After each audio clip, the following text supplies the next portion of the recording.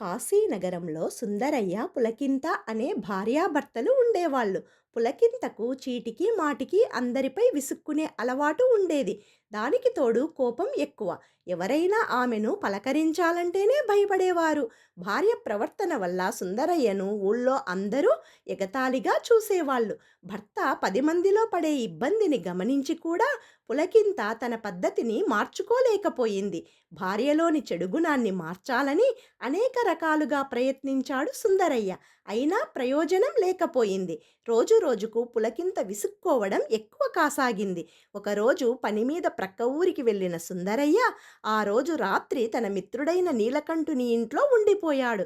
రాత్రి భోజనాలు అయ్యాక మిత్రునితో తన పరిస్థితిని, పులకింత ప్రవర్తనను చెప్పుకుని చాలా బాధపడ్డాడు. అప్పుడు మిత్రుడైన నీలకంఠుడు, మనిషికి తను అనుకున్నది జరగకపోతే మామూలుగానే విసుగు పుడుతుంది.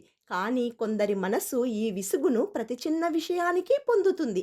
అటువంటి వాళ్ళ ముందు మనం ఎప్పుడూ నసుగుతూ విసుగును ప్రదర్శించాలి. అప్పుడు వాళ్ళు మన నసుగుడు, విసుగు వెనుక ఉన్న కారణం తెలుసుకోవాలనే పట్టుదలను పెంచుకుని వాళ్ళ విసుగును, కోపాన్ని తగ్గించుకుంటారు అంటూ స్నేహితుడైన సుందరయ్యకు తన అనుభవాన్ని తెలియజేశాడు నీలకంఠుడు.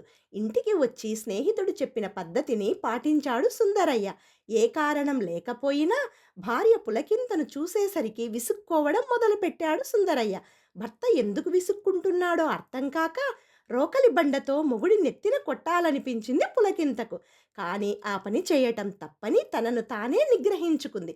భర్త నసుగుడును అర్థం చేసుకోవడానికి తన విసుగును, కోపాన్ని పక్కకు పెట్టి కారణం తెలుసుకోవాలనే పట్టుదలను పెంచుకుంది పులకింత.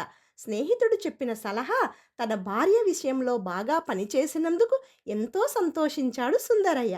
కానీ రాను రాను పులకింత యొక్క శాంత స్వభావానికి సుందరయ్యకు విసుగు పుట్టసాగింది.